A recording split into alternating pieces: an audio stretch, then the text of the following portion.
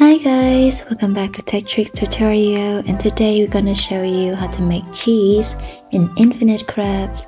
This is very easy. All you have to do is follow step by step.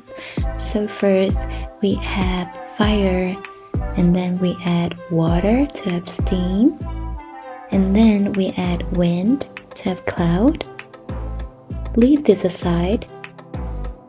Then we have water and add earth to have plant.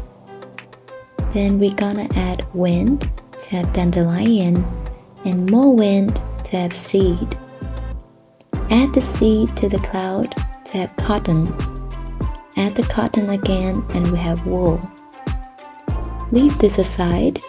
Then we're gonna have wind, and then earth to have dust, and earth again to a planet, and then earth again to a moon.